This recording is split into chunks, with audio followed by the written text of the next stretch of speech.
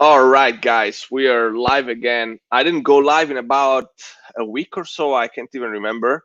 That's because I probably went out live too much, and you probably have seen it. And I'm so sorry if you got all those notifications that hey, Vincenzo's going live, Vincenzo's going live. Who cares, right? You're totally right.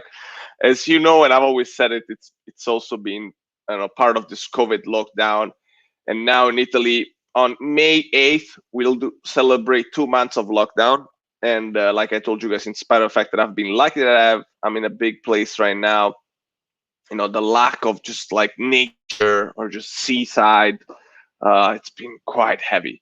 But today, luckily, we're gonna have just in a few minutes joining us Gaetano, who's an Italian American living in Miami, who's obviously in the SaaS and sales and marketing area. And yeah, we just like connected on LinkedIn. Just really like his statuses. He's a super funny guy, super direct.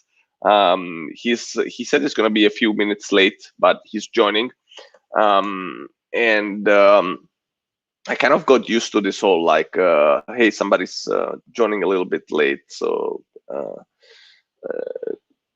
just hear some, forgive us for that. But maybe meanwhile, if you have any general questions about SaaS marketing, please bring them in, and maybe I can ask them to. We can ask them to Gaetano. So let me see. Let me actually send him again the link so that he can join super easily and doesn't need to look for the link to join this call. And also let me open up the live stream that it's going on right now. And tomorrow I'll do another live stream, and I'm super excited to do this. It's going to be my first guest from Africa, and Kem, who's a work-life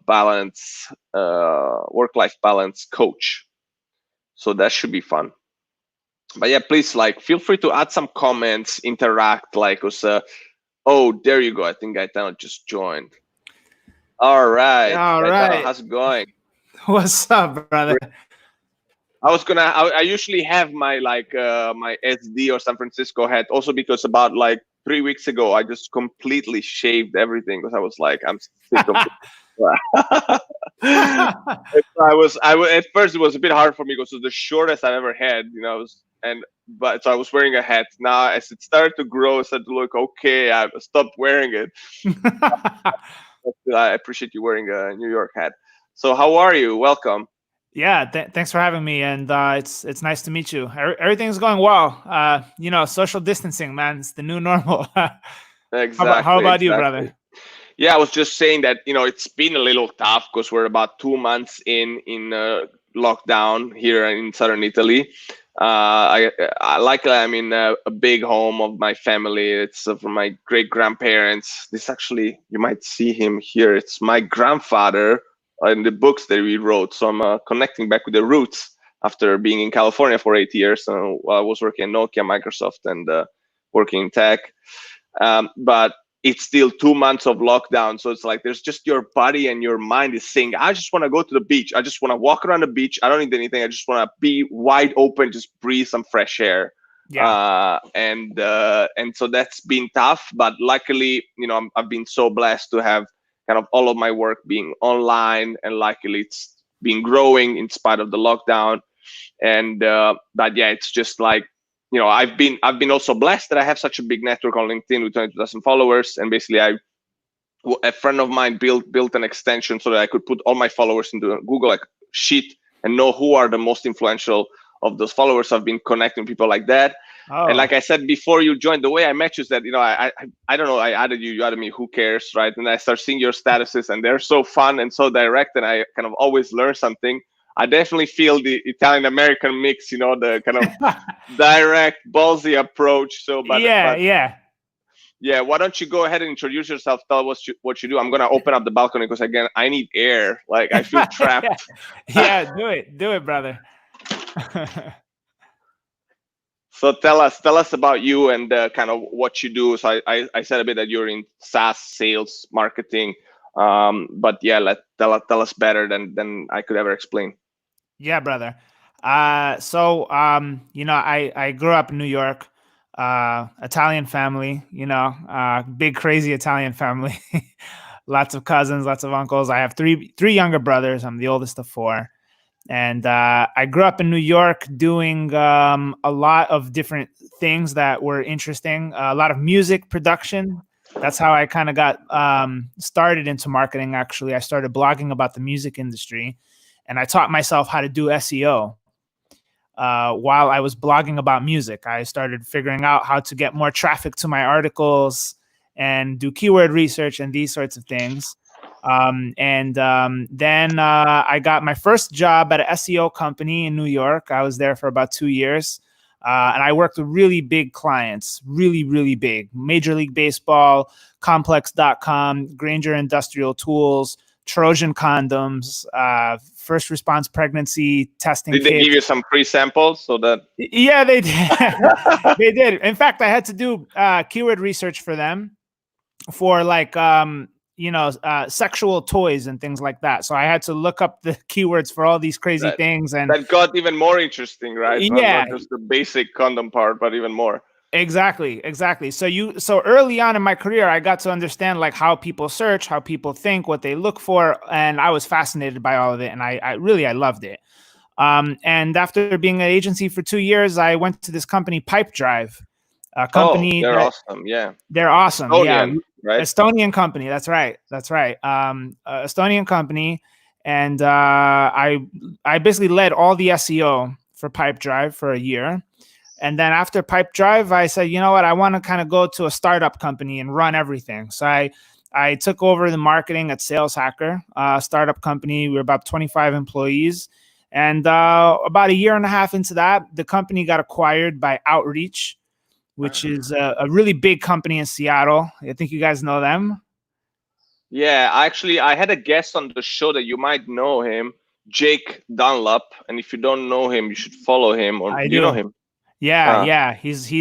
So he used to, I met him when I was doing all the marketing at Sales Hacker. He was one of the guys who was regularly on our webinars, regularly contributing blog articles. So I've known Jake since like 2017. So like 3 years. Nice. I know Jake. He's a really good guy. I love it. Like I want to tell you a bit about like how was the live stream with him. Just parenthesis while you finish up your story. Like, there was a one time I felt I got my ass totally kicked. I don't even know if you can say those words in here, but hopefully LinkedIn will excuse us, because he just knew so much about sales, and I just felt like I know nothing, right? But it's like on one side it feels bad, on the other side you feel so good that you say like, God, I gotta like go read and ask and focus on that, right? Because I've been mostly a product manager my whole life. While I was a Nokia Microsoft hardware product manager, then I transitioned to software product manager. Then I've been going into the sales, right? After you build a product, how do you sell it? But it's like, it's a big jump, right? It's a whole new set of competencies. But it feels amazing how I connected with Jake, and I still hold him like now near and dear to my heart, because that we were here for an hour and I learned so much. And I think also the people here learned a lot. I got a lot of text saying, wow, that was amazing. And now I feel like, we're starting to network, and I just feel like we were in some conference in Vegas, just grabbing coffee or whatever, drinks by the pool, and we're just getting to know each other. So didn't want to interrupt your story, but I do want to share with you how great it is to connect with people over live, because it just, over a one-to-one call, you're just like much more engaged, and you want to give your best because there's other people listening to you as well, and you're truly networking, right? In even a better, a bit deeper way. So sorry for that parenthesis, but I wanted to tell you about Jake and how I connected. Yeah, I agree with you, man. This is networking to me.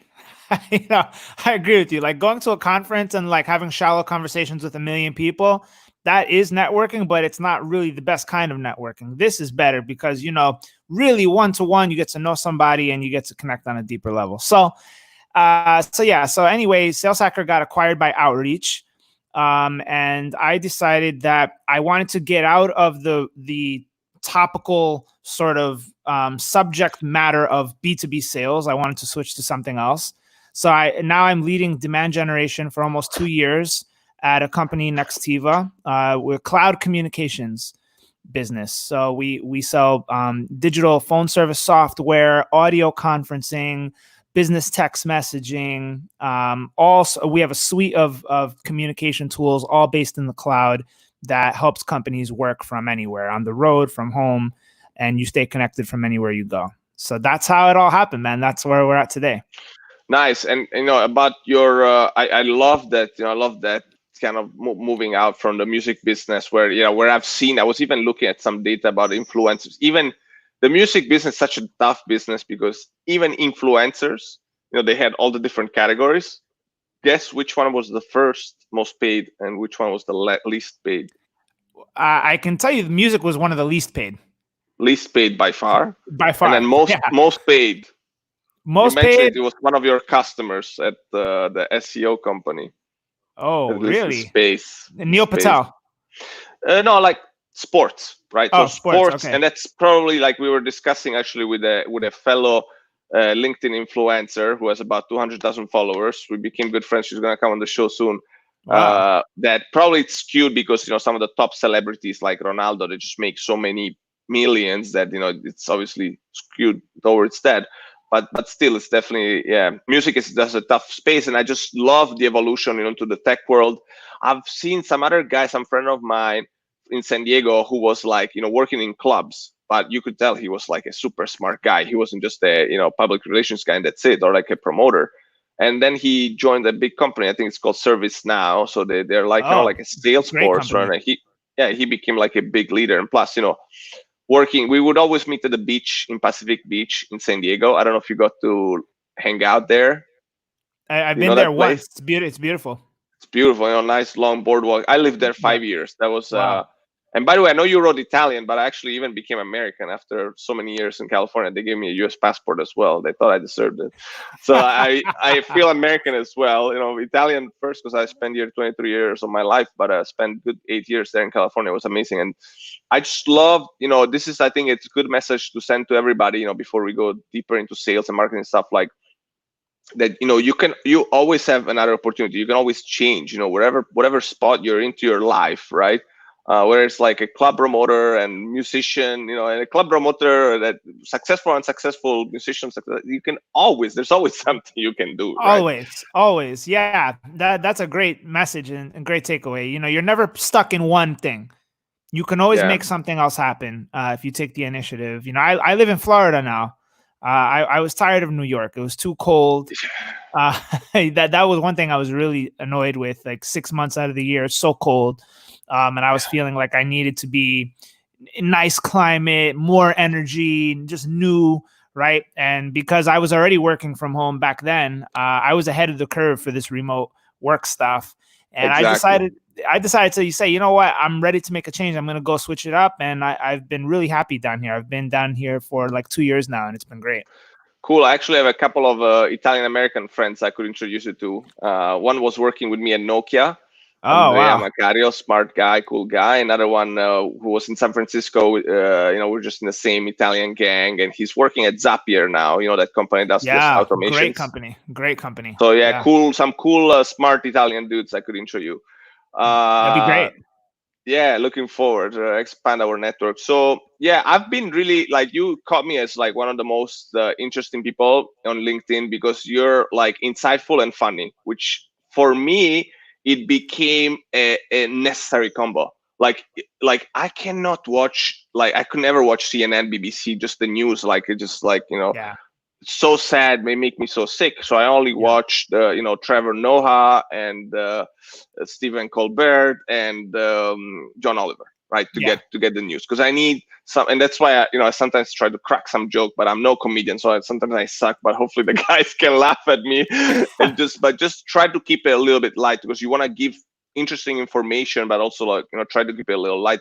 And also like kind of be direct. I love that, when you just say like, this is bullshit, like you said it so many times, like this doesn't work, or this is like such crap, like whatever, like. And it's so important, because I think that you can, and I'm all about positivity and constructiveness, but I found this interesting graph that I gotta find again and share it, where it's like, to get anything done, you need to be both constructive and destructive, right? And you need to find that middle point in which sometimes you say stuff that is constructive, and other times you just like, this doesn't work. Like, stop doing it. Like, let's not. Yeah. And so there's been a bunch of statuses that you wrote that I just went through and actually read, which doesn't happen with a lot of long statuses. So like, I wonder like how you actually go about kind of writing them. I guess they're all on your own because it feels like it's you writing them. It just doesn't feel like it's anybody else, right? So yeah. But I'd love to hear more about how you go about writing that stuff and how it comes up. And yeah, man. Well, for one, everything that I write about comes from a real life situation.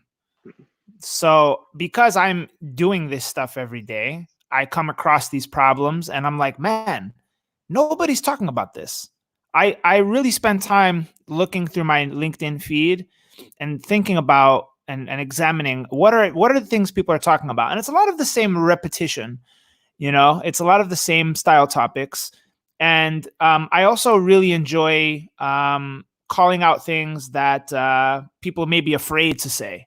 So what are people thinking, but they may not be brave enough to say? And for example, the webinar model is broken.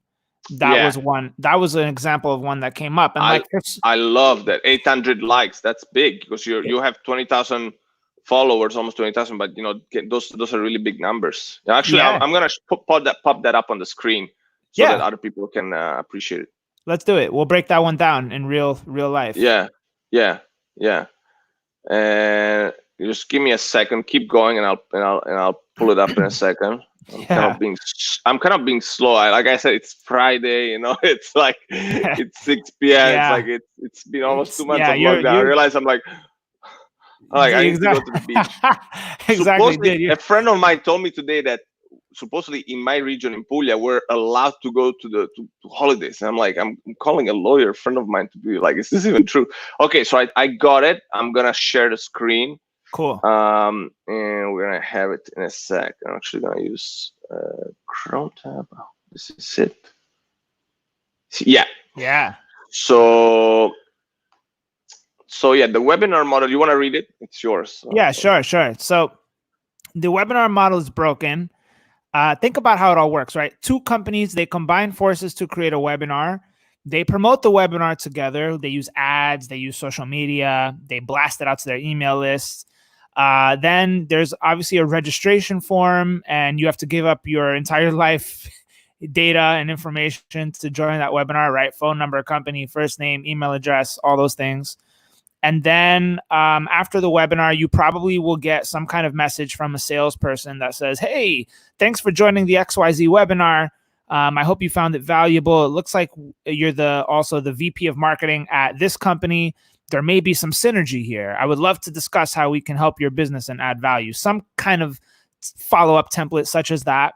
Most people, they ignore the email. They reply with, no, I'm not interested, whatever. Maybe 1% of people end up taking such a call or meeting. And then, the SDR is probably spinning their hamster wheels because no one's interested, right? It's especially for a top of funnel webinar topic, like, the top 10 things you need to do in B2B sales in 2020 to be successful, right? That's a very top of funnel topic. And it's very different if you're doing a webinar for, like, say, prospects who are already in your funnel and they are already thinking about buying, or they maybe are close to the proposal stage. That kind of webinar is different. But for this, we're talking about top of funnel stuff. And the problem is that companies are treating top of funnel like it's not top of funnel, like they can follow up with it and like they're ready for sales. And the problem is you waste efficiency with your sales teams by doing this old school process. So basically, the reps are not getting excited to follow up with these webinar leads because they're really not leads, they're contacts, right? A lot of them are signing up for the first time, and you need data to really tell you how many times has such a person been on a webinar, right? Which webinars have they attended? What kind of other activities have they done on your website other than just these webinars, right? So basically the takeaway is, like, stop doing webinars for lead generation, right? For the top of funnel stuff. Start doing it for brand building and treat it as an activity that you're doing to earn respect and capture attention. And eventually, when they see you enough, and if your product or service is relevant, they will come and remember you when they need you. right? And this is just the part of marketing that a lot of people don't understand. It's not like you're spending a lot of money to do this. You're not spending money on ads. It's a free webinar that all it took you to produce was some time and content production, right? You didn't have to spend money to do this. So that's kind of the point. Stop treating it like a lead gen activity, because people don't like getting spammed after they sign up for a webinar.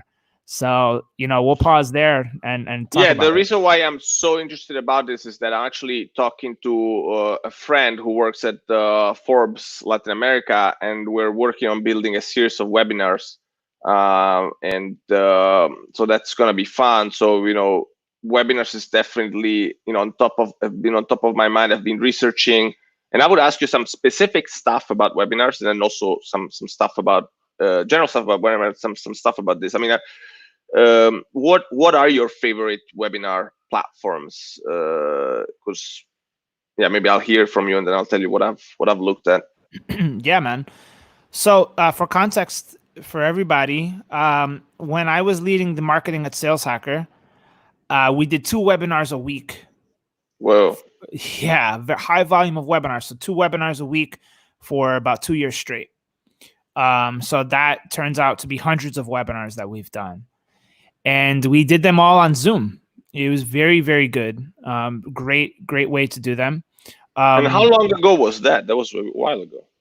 That was 2018. But even after 2 years ago. Yeah, even after I left the company, they're still doing 2 webinars a week. They're not slowing it down. No, I was wondering about Zoom. Yeah, because a super smart friend of mine, they're using it. But keep going, and then I'll tell you. Yeah, sure. So Zoom is really good. What I'm using now at Nextiva is a tool called Crowdcast, which I really love. Yeah. Big fan of Crowdcast. For the price point that you get the tool for is really valuable. And the cool thing I like about it is it's very interactive. So you can actually invite anybody to join the webinar on their camera and microphone from the audience, and invite them to join the discussion. You have a total of 4 slots available where they can join. But I've also been experimenting with a new format, which I really believe is the future of webinars, that nobody really is doing yet. What that format is Zoom Hangouts, live Q&A style, where everybody gets to be on screen with their microphone and camera, and you have a live discussion with the whole group. Q&A live hangout, and it's super engaging. Of course. It's super engaging. There's no more slide decks. There's no more, the first 15 minutes of the webinar is boring as shit, where you have these stupid company slides. Yes, this is the VP of Hewlett Packard talking about his career accomplishments, and company slides and logos and this and that. And before any actual content happens, there's 20 minutes in, and you're like, man, I've just wasted 20 minutes of just bullshit. Right? That's why everybody, they sign up for the webinar, and you know what they do? They don't show up live. They wait for the replay and they skip to what they want. Yeah, of course. That's what I was thinking. Like, if there is no live interaction, why joining a live webinar? I'm not seeing my hands, but you know what I'm going. It's not live, so I'll just watch it later, right? So for sure, it does help when there's some issues with time zones, fine. But if there's no issues with time zone and you're free, it has to be super live. But let me ask you just on that more specifically. Is it just Zoom and just with a lot more people who can speak and that's it? Or is it a specific Zoom function or plan or stuff like that? Yeah, that's it. It's just Zoom. It's just Zoom, with a lot of people coming in. And I guess you can do that with Google Hangouts, right? That's Google Hangouts. Just it's a little clunky, yeah. Yeah, it's just the experience, right? It's just the UX, it's everything. So, like, aside from Zoom, it's best because of that. Just puts every people out like with that puzzle. And of course, it's so cool that everyone is sharing it on social media. I mean, they got so viral because of that. I tried, for instance, I've been doing this. What you're saying, I think I've been doing it with my alumni network. On Saturdays, I've been holding a Zoom call, but we were never so many people. I think we were like 5, 6, 10 at most people, and just like going around the room, just saying who you are, what you do, where do you need some help. and stuff like that. So that was nice to use Zoom because it just works a lot better. Right. So that doing with a lot of people. And what do you do? Do you actually, are you the person muting and unmuting, or you let the audience self-govern the muting and unmuting? Because that's always an issue. Yeah. So basically, there's like two moderators. So here's how it works. Me and my friend Chris Walker, we host Demand Generation Live every Tuesday night, 7:30 Eastern Time PM, and we have a huge audience now, like 60, 70 people showing up. Wow. And yeah, so we moderate and we mute everybody, but then when we want to pass the microphone to somebody, we say, "Hey, John, I'm going to unmute you. Go ahead. Hey, Sally, I'm going to unmute." Yeah, so you manage it. Yeah, that's what I was thinking. Right. Yeah, you Otherwise, cannot it's too crazy. let the herd manage itself. You need a couple of dogs there barking around and exactly. moving the Makes sense. That sounds great. My only request is that sometimes make some time for us Europeans, because that's a bit too late for us in Europe.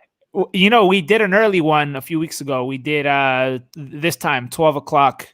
We'll do another early one too, because a lot of European friends of mine were hitting me up saying, "Man, I want to come, but it's too late. It's 3 o'clock in the morning here." So yeah, exactly. And I think it's always a lot of people, also in California, people tend to go to work like around. They never go at 8 or 9. Like they start at 9 and then they go there. And now nobody's commuting anyways. They're home, so they're just having breakfast instead of driving on the 101 and being stuck in there. That's right. That's for Bay Area. So I think you'll be fine in terms of your audience. You just have a huge market. I'm sure Europe is a huge market for you guys.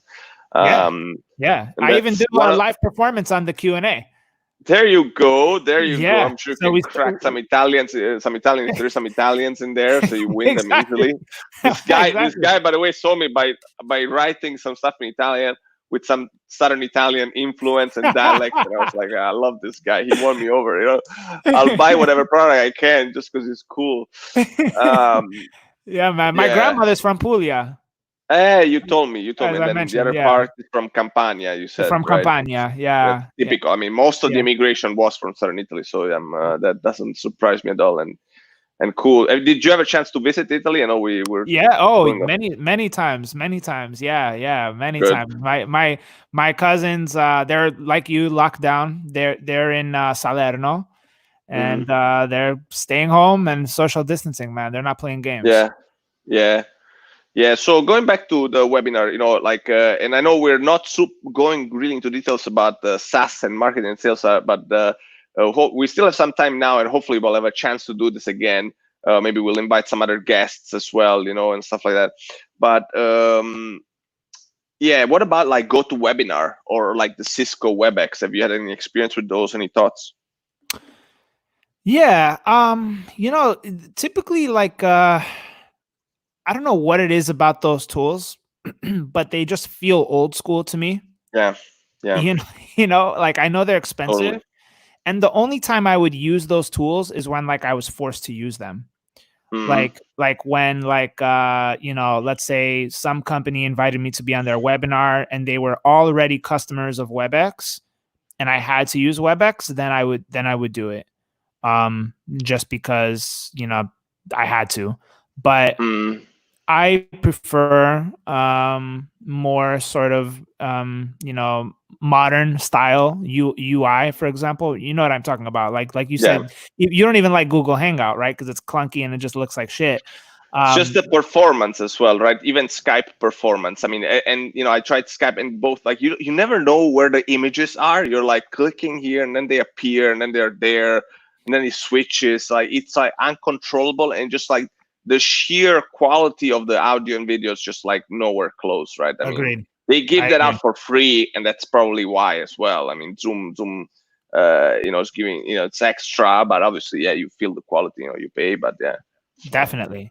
Yeah. I mean, for live streaming and webinars and Hangouts, really, for me, there's only two choices: Crowdcast or Zoom. There is another one we're trying right now at Nextiva for a specific kind of webinars. There's a tool out of Colombia called webinar.net. And it's a new one, and it's really nice actually. We've been using it for customer support webinars because in the last couple of weeks, really the last month, the customer support queue for our business has skyrocketed because everybody is calling to learn more about how to use the mobile app. And we realized, damn, like the call queue is so huge right now. We need to alleviate the call queue by starting a webinar series that just runs all day long, live webinars back to back to back to back. You know, we have hundreds of thousands of customers. So we have to teach them how to use the mobile app in an automated way. And we've been using webinar.net for customer support webinars, and it's been really, really good. By the way, I wonder, I'll have to research, maybe you didn't have this need, but one of the needs we're going to have is to make this one is going to be like paid webinars. You know, it's like Forbes, Latin America. So like trying to create great content for that. I wonder if Zoom can support it. I just Googled quickly, Zoom paid webinar. You know, they said configure Zoom with PayPal. I guess we'll have to look at it with Stripe, but I guess I'll go deeper into that and I'll let you know. Maybe we can zoom out of the webinar stuff. I could also maybe show you what we're building as SaaS, just so that you know what's going on. I did send you a link. You know, we are the latest SaaS that we've built is ShareDoc View, which is basically let me share my screen, which is basically like an easy way to upload a PDF document and share it with a link so you can get emails and analytics. You know, you can sign up with Google or LinkedIn, and obviously you don't need to install any software. And then if you need to update your document, you know, you cannot do that with a PDF that you've sent via email, but you can do it with ShareDoc View. Analytics part is super important, knowing who viewed which document, which slide, when did they fall off, you know, how you can improve your documents and stuff. And for a team, it's great to have one place where you can actually, you hear the bell too much? There's the bell of the church going. A little bit. No, it's not too bad. Okay, okay, good. There's a good noise canceling stuff with this Bose. So, you know, one place where the team knows these are the documents that can be shared, as opposed to like a Google Drive with a million documents where you don't know what's going on. And of course, you can ask people to enter their email or, you know, to sign up, either just to view it or only to download it, which is something I was always looking for. Or, you know, add the watermark and the branding and stuff like that. Nice. And we start off with some pretty aggressive pricing. You know, so there's a free forever tier, so anybody can go on and try it and use it. And then, you know, there's competitors here offering this stuff for $15 a month. And and then a tier here where some competitors are going at like $65 a month. So we're, you know, definitely starting off with aggressive pricing, also because we definitely do feel the pain of COVID that COVID is causing. But basically, this is just to tell you like what we're doing, right? And then my personal goal with Stellar Talents is that, you know, we're building this, but we're also working on other SaaS, and I'd like to build like a suite of mostly productivity SaaS with different developers across the world. So I'm like crazy about SaaS. I even like been writing so much stuff. I recently wrote 70 pages book only about pricing pages, like about SaaS. Like I have a plan to write the SaaS Bible because I feel like I can write a lot of chapters about it. Wow. So I'll join my grandfather in writing books. But that was just about me. And then, you know, what I could ask you now is that, like, you know, if you were to sell ShareDoc View, you know, how would you go about it? How would you start? What are the ways that you see? And then maybe I can tell you what are the ways that we're thinking of, and then we can, you know, have an interesting discussion there, just using something, right? Yeah, brother. So for one, I love the website. You know, I would always say that, like, when there's a startup and they don't focus on design quality, messaging, the flow of that page that you just showed me was very well built. You had all the key things there. You had a beautiful pricing module. You had FAQs at the bottom. It looked like you had feature modules, right? You had really beautiful UX, right? Like I could scroll down and up and really feel. It felt good, like the feeling of that page, right? It made sense. Like I could understand it really fast. So that was really nice. Just with, you know, a minute of you showing me that's what I felt as somebody looking at that. So in terms of like how to get it out there, I mean, really, it comes down to discoverability first. Like, how are people going to start discovering you? So you have to start figuring out what your channels are going to be for growth, and where also it aligns to your marketing strength, right? So a good place that a lot of companies start to just start getting the word out there is they do things like answering questions in forums, right? Because it's free, it doesn't cost you money, and all you have to do is go into Quora.com and look for threads that are talking about all the problems that the types of customers you want might be having, how to, more efficiently share things. And it sounds like you're going to compete with companies like PandaDoc and e-signature companies, right? Like DocSend. Is that the competitors? Yeah. Yeah, right. Gotcha. So, also using some tools like SEMrush or Ahrefs and looking at like what keywords are they ranking for? What keywords do they target? What is their go-to-market strategy essentially? And where can you start fitting in, right? How can you start with easy, very long tail style keywords that people are searching for that you can answer in a helpful way and start driving organic visibility to your website and start building the brand, right? So you do long tail keywords, you do Quora.com forum style answers marketing. You start getting your website listed on all the big review sites. That's going to be crucial, right? So getting into all the big players that have lists about document sharing SaaS, SaaS tools for collaboration, right? You need to get listed on all those websites. That's a huge amount of work, but it's a very, very high ROI activity, because these are the things that people search for, and you need to be found, right? So all the places that are talking about PandaDoc, DocSend, all of them, you need to be included in those conversations as well. And then the social media buzz, right? You need to start connecting with influencers and finding out what podcasts do my audience, what kind of content does my audience consume, right? What podcasts do they listen to? What blogs do they read? What kinds of videos do they like to watch? All these things, getting into the mindset of a buyer is going to be really crucial.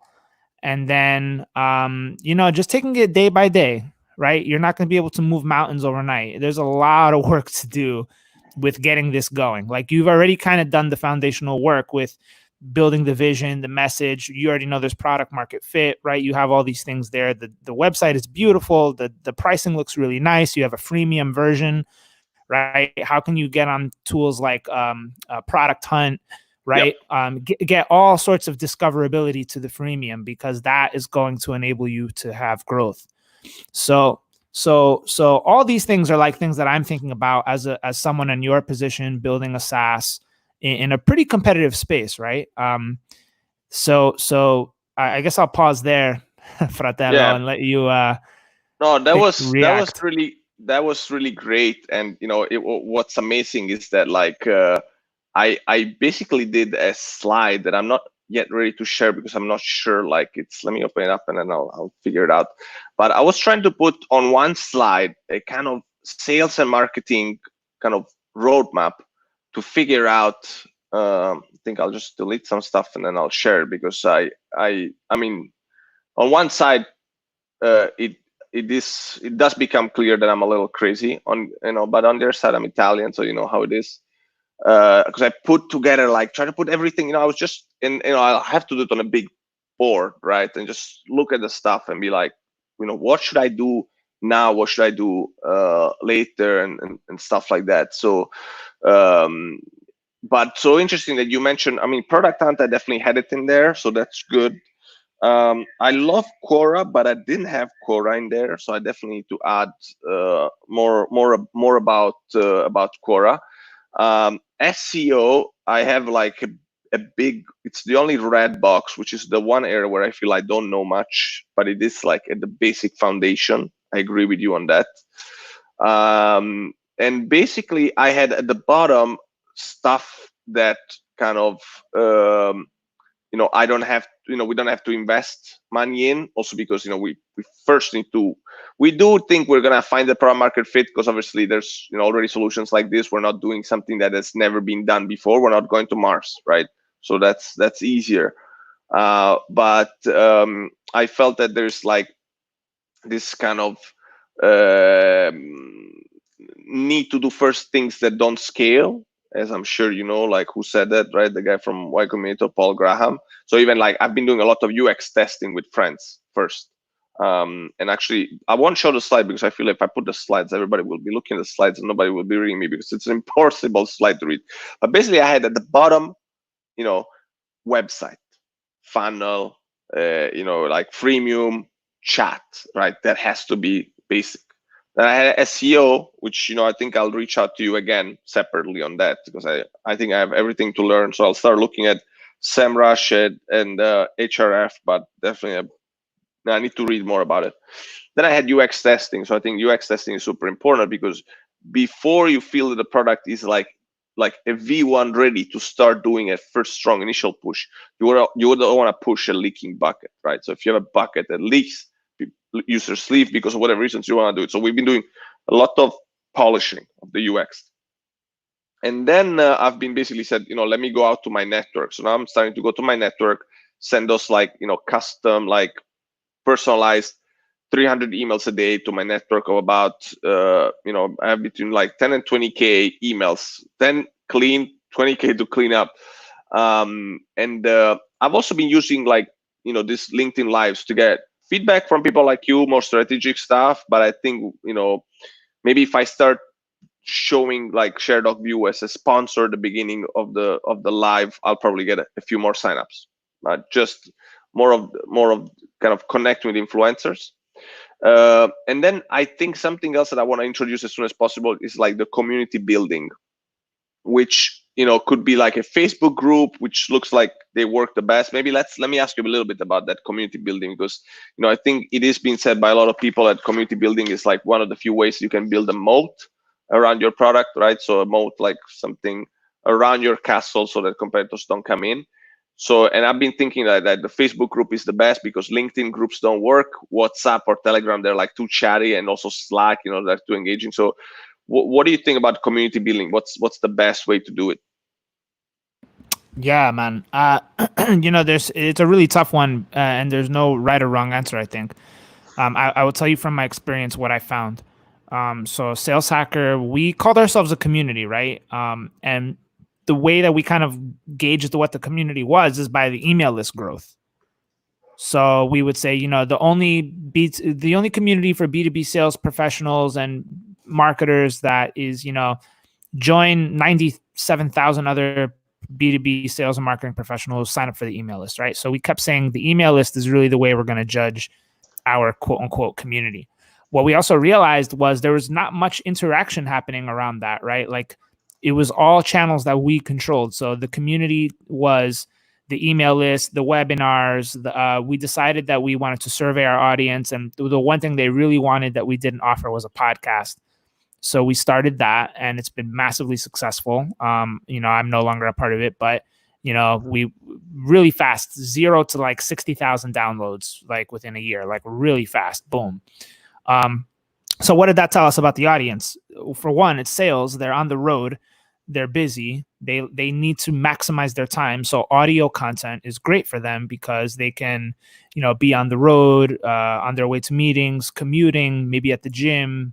They don't really have a lot of time to sit and read articles, but it depends on the sales type of person, right? Like sales operations and directors of sales and sales managers, they're going to have more reading time, but like the SDRs and AEs, they're going to be more focused on audio content, right? SDR, sales development representatives, AE, account executives, which are like, I actually want to talk to you also about the various sales figures, because I think even I'm like learning, and I think there's a bunch of people who are like, what is that, right? So even just to get more other people into sales, maybe we wanna cover those. I'll let you finish, and maybe then we can go to the role. So you were talking about the podcast stuff, so email that got into podcasts.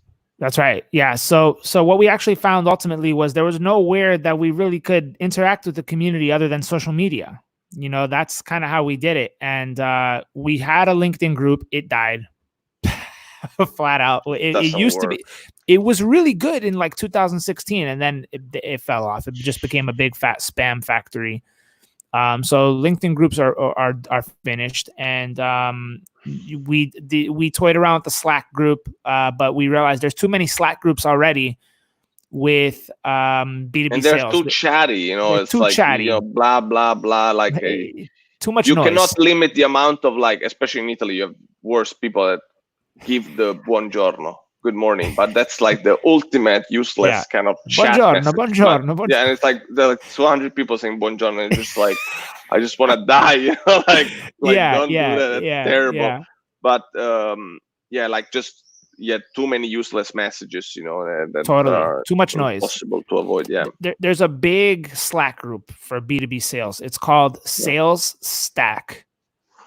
And it's a really good one. It's a really good one. But the problem with those groups is that when they get too big, like you said, forget it. You can't control the noise. It's insane. So we had a Facebook group they still do have a Facebook group, but you need somebody to manage it and really engage in that group and moderate well. That's the secret sauce.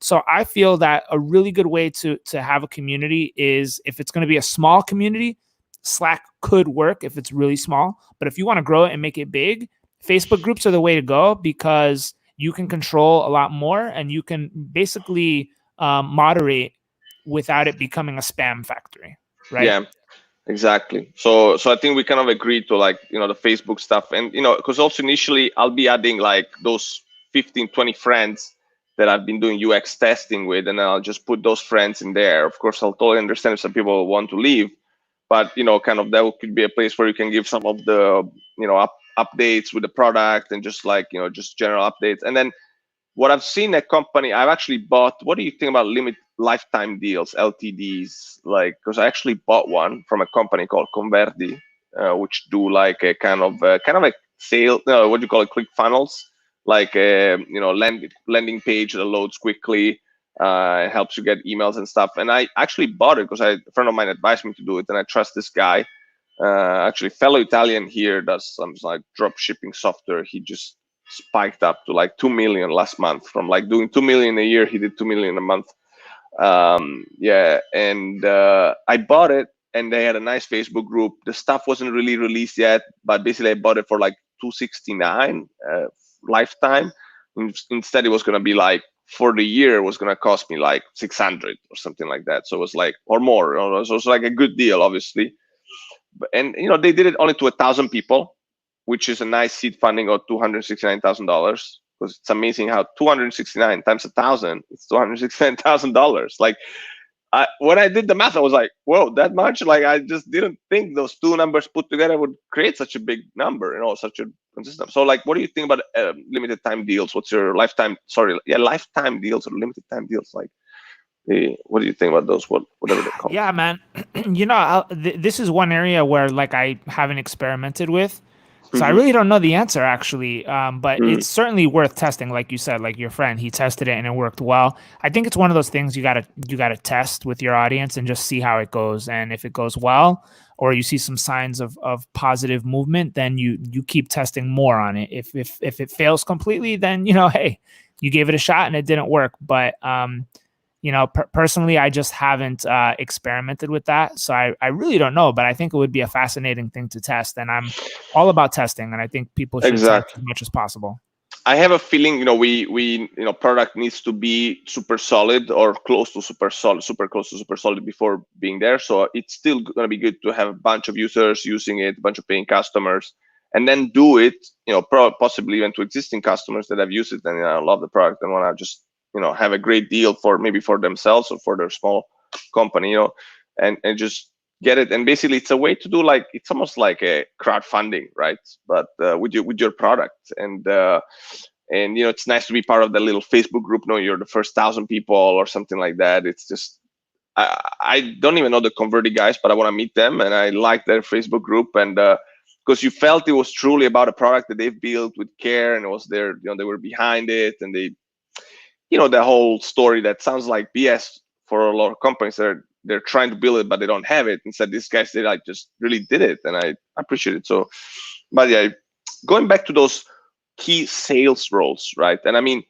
let's take another step back before that. I guess before you hire sales, the first thing to always remember is that you first, as a founder, want to go out and sell, and only after you sold enough and you figure out a decent way, a process to sell, then you can go and add, right, others to the group. I guess. Do you agree with that, or what do you feel? Yeah, I mean, it depends on if you're going venture capital model, you want to raise money and stuff, or you want to bootstrap. I if I first of all, I would never start a SaaS company personally, just because it's too stressful. And for me, what kind of company? I felt that it's been like my favorite type of area to be in. Like I have another SaaS that is doing well, with like our first 500 customers, and so it's just going and growing, and it's just like, it's nice to see this money coming in, these customers growing, and it's just like, not having to depend on one employer, but basically you have 500 little employers, right, or customers, and just that growth, that stacking up, that I like, what's the best area of tech to be in? Don't tell me blockchain, because I feel that's all about like fundraising or I hate coins blockchain. So what? So for me, I have a unique situation because I have kind of a unique marketing skill. And for me, the future is, to have a lifestyle business, cash flow positive, and just consult companies on marketing. Right. That for me is my future. I know that already. I could go the route of like, just build a SaaS and outmarket the competitors. I could do that. But I know that is such a grind, and I kind of like the feeling for me of, a couple of different unique challenges. Like when I start working with a new company, I see their unique challenges, and it kind of gives variety to the workflow, which I personally enjoy a lot. But like you said, for some people, it's the entrepreneurial bug. They love like stacking up and getting more and more and more and more. And like you keep advancing to the next level of your business. And it's just a really satisfying feeling, which I also think is awesome if that's your passion. But for me, in my heart, I know that, building a SaaS company is not for me. And I at least I know that, right? And I'm good with it. And I can tell you one more thing I learned today. I was able to get a mentor who's been in SaaS for a while, who was at Nokia with me many years ago, a British guy living in the US for a long time. He's actually now in New York. He's been an executive at a big SaaS company. Now he's like in between roles. And so he's been giving, he told me today about something which I'd never even heard about, master agents. I guess you know them, right? Yeah. So we have master agents at Nextiva. So yeah. So, because I was talking to him about, how we want to build a referral and affiliate program, because, our software is obviously, it always gets shared. There's a virality component integrated, right? It's, but basically playing kind of like the Uber model of the referral. Plus, we could have the affiliate, because one of the things we're thinking about is to basically say, like, not only you can make money with the affiliate program, but at some point, if you want to sell your documents, or even actually we got some book authors that have 200,000 followers on LinkedIn to say, could I sell my book? And we're like, not yet, but we're thinking of doing that with Stripe Connect. So then, like, we have this program in mind, and he's like, why don't you go to like master agents? So why don't you tell me a little bit about master agents, like what you've seen and what are your do's and don'ts, do nots? Yeah. So here, the name of the game with this is relationships. Right. Point blank. That's the name of the game. And it's also about money. Let's be real. These master agents, they want to make a commission. So relationships and incentives are the way to go. And also like enabling these master agents to sell for you is going to be huge. So the more you can give them about product knowledge, how to sell your product, right? Product enablement, sales enablement. The more you can do that with your referral partners, the farther you're going to go. And also it's about staying top of mind with your partners and your master agents. So master agents can be selling many, many different SaaS products, many of your competitors as well, right? So sometimes it's not an exclusive agreement. So you always have to be doing things to stay at the top of their mind. You should have a specific newsletter for your master agents to show them, advancements that are happening in the company, product updates, exciting news. Oh, we were featured in Forbes today. Like all that shit matters. They see it's a compounding sort of effect that continues to build up over time. Having a presence on social media, the more they keep seeing you, the more they keep seeing your audience engage with your content, right? They start to have more respect for you. And this is going to have an echoing ripple effect for your brand over time. And they're going to be more excited about selling your product and working with you if they like you, they trust you, they see that you're, enabling them to sell. And it's a long-term game. You're not going to be able to figure this out overnight. It takes a long time to build a referral network of master agents and partners and channel partners and referrers. And, it's something that you got to be in for the long haul. It really does take many years to build it up to be a successful program. And it's a lot of work, but it's high ROI activity. Yeah, but basically, I mentioned them because I feel that your whole thing, but I don't feel like creating a SaaS. I just want to sell. I mean, you're basically building a kind of you could build a master agent stuff on top of that if you felt like expanding and building a big company. Because the issue with I like the idea of lifestyle business, but the reason why I didn't go in there is that I was there I did some consulting here and there, but always with the intent of building a product. Is that at some point I want to be able to have so much revenue coming in per month and being automated that I can just go off and go learn a new language for a few months, Right. And maybe that will never happen because I'm such a workaholic. But even relocating to another country, with a nice setup and just with that peace of mind that you don't have to look for new customers each time. Because maybe you like selling, you like meeting new people, you like getting the new deal. For me, that's that's so stressful. I'd rather well, for me, I do want passive income as well, but I just don't want to do it through a SaaS. So for me, potentially building an affiliate website, because I know how to do SEO better than most people out there. That would be pretty easy for me. I would just have to figure out what kind of affiliate site it would be. Right. So an affiliate referral lead gen site, I could easily do that. And I'm writing a book as well. I know you're a big fan of these sorts of things. I'm writing a book on demand generation. It's going to be the demand generation playbook. Nice. I'm going to set up an ecosystem of online courses. Nice. And I will use SEO to increase discoverability to my courses, use my network, right? And potentially even play around with some things like having a community of people that want my advice and access to me at any time, which I will charge them a monthly subscription through Patreon or something like that. Yeah. Where they get exclusive content, free Q&As, or whatever. I still have to figure all that out, but I'm also waiting for some more career accomplishments so that I can feel really good about me saying, look, I am super credible. I'm the most. How old are you, by the way? I'm curious. 31. 31. Yeah, you're young. I'm 36. So yeah, that I know what you mean. Yeah. Staying a bit more that reminds me of the book, The Founder's Dilemma, that basically said you need 3 things to start a business. Social capital, so people, knowledge, and then there was kind of knowledge of a specific environment or specific business, and then financial, so you have enough money on the side to go on for 1 or 2 or 3 years, even with little pay or no pay. Exactly. Yeah, and that's interesting about the affiliate website. Would you ever do it for SaaS, or would you do it more for drop shipping? Of did you ever consider it? Yeah, purely SaaS. Yeah. Cool. Yeah, I wouldn't. Yeah, purely SaaS, because I know SaaS really well. I know B2B.